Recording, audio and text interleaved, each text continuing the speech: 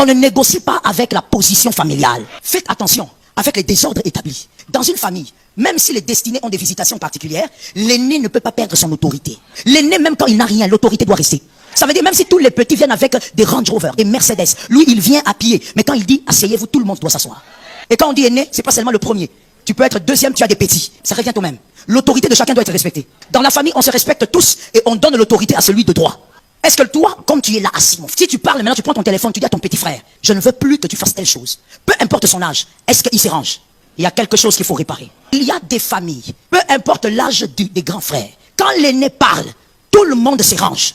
Ce n'est pas seulement l'éducation, mais c'est aussi le fait que les parents, par la grâce de Dieu, ont fait respecter l'ordre de Dieu.